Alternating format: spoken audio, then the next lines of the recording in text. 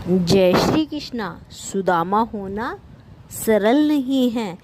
आप जैसे कि आप जानते ही हो, भगवान श्री कृष्ण ने 3 मुट्ठी चावल सुदामा के खाए थे, और जैसे ही द्वारिकाधीश ने तीसरी मुट्ठी चावल उठाकर फांकने लगना चाहा, रुक्मणी ने जल्दी से उनका हाथ पकड़कर कहा, क्या भाभी के लाए इन स्वादिष्ट चावलों का स्वाद सारा सुख केवल आप अकेले ही उठाएंगे स्वामी? हमें भी तो दो ये सुख उठाने का अवसर दीजिए। द्वारिकाधीश के अधरों पर एक अर्थपूर्ण सीमित उपस्थित हो गई। उन्होंने चावल वापस उसी पोटली में डाले और उसे उठाकर अपनी पटरानियों को दे दिया। सुदामा के साथ बातें करते हुए जब कृष्ण उनके पांव दबाने लगे, या सुदामा को पता ही नहीं चला। सुदामा सो चुके थे, किंतु कृष्ण अपनी ही सोच में मगन उनके पांव दबाते हुए बचपन की बातें करते चले जा रहे थे। तभी रुक्मणी ने उनके कंधे पे हाथ रखा। कृष्ण ने चौंक कर पहले उन्हें देखा और फिर सुदामा को, फिर उनका आश्चर्य समझकर वहां से उठकर अपने कक्ष में चले आए। कृष्ण की ऐसी मगन अवस्था देखकर रुक्मणी ने पूछा, स्वामी, आज आपका व्यवहार बहुत ही विचित्र प्रतीत हो रहा है।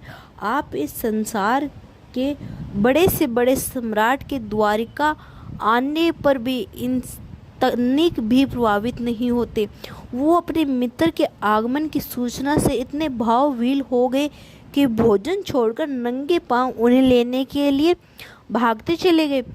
आप जिनका कोई भी दुख, कष्ट या चुनौती कभी रुला नहीं पाई, यहाँ तक कि गोकुल छोड़ते समय मैया यशोदा के अश्रु देखकर भी नहीं रोए।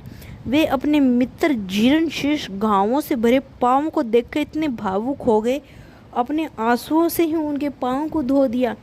कूटनीति, राजनीति, ज्ञान और शिखर पुरुष, आप अपने मित्र को देखकर इतने मगन हो गए कि बिना कुछ विचार किए उन्हें समस्त लोक की संपदा एवं समृद्धि देने जा रहे थे।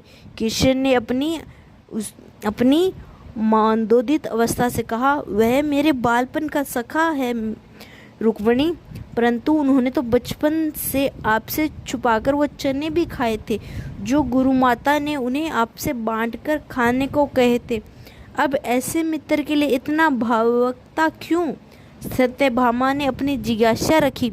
कृष्ण मुस्कुराए, सुदामा ने तो वह कार्य किया है सत्यभामा कि समस्त सृष्टि का उसका आभार मानना चाहिए कि वो चने उसने इसलिए नहीं खाए थे कि उसे भूख लगी थी, बल्कि उसने इसलिए खाए थे क्योंकि वो नहीं चाहता था कि उसका मित्र दरिद्रता देखे। उसे ज्ञात था कि वो चने आश्रम में चोर छोड़कर गए थे, और उसे यह भी ज्ञात था कि उन चोरों ने वे चने एक ब्राह्मणी के घर से चुराए थे।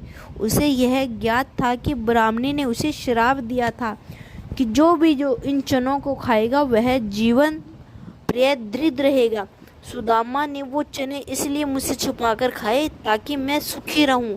वो मुझे ईश्वर का कोई अंश समझता था, तो उसने वो चने इसलिए खाए क्योंकि उसे लगा कि यदि ईश्वर ही दरिद्र हो जाएगा तो संपूर्ण सृष्टि की दरिद्र हो जाएगी। सुदामा ने संपूर्ण सृष्टि के कल्याण के लिए स्वयं का दरिद्र होना स्वीकार किया। इतना बड़ा त्याग रुक्मणी के मुख से स्वतः ही निकला। मेरा मित्र ब्राह्मण है रुक्मणी, और ब्राह्मण ज्ञानी और त्यागी ही होते हैं।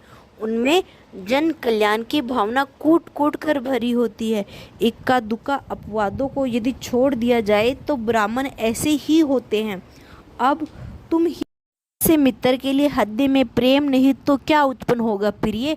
गोकुल छोड़ते हुए मैं इसलिए नहीं रोया था क्योंकि यदि मैं रोता तो मेरी मैया तो प्राण ही छोड़ देती, परंतु मेरे मित्र के ऐसे पांव देखकर, इनमें से ऐसे घावों को देखकर मेरा हृदय भर आया रुक्मणी। इसके पाँवों में ऐसे घाव और जीवन में इसकी ऐसी दशा मात्र इसलिए हुई क्योंकि वह अपने मित्र का भला चाहता था। पता है रुक्मिणी, परिवार को छोड़कर किसी और ने कभी ईशन कृष्ण भक्त लोग बाग तो मुझे उनका भला करने की उपेक्षा रखते हैं। बस सुदामा जैसे मित्र ही होते हैं जो अपने मित्र के सुख के लिए स्वेच्छता से दरिद्रता एवं कष्ट का आवरण ओढ़ लेते हैं। ऐसे दुर्लभ मित्र होते हैं और न जाने किन पुण्यों के फलस्वरूप मिलते हैं। अब ऐसे मित्र को यदि त्रिलोक की संपदा भी दे दी जाए तो कम होगा क्या। जय श्री कृष्ण। अगर वीडियो पसंद आए तो लाइक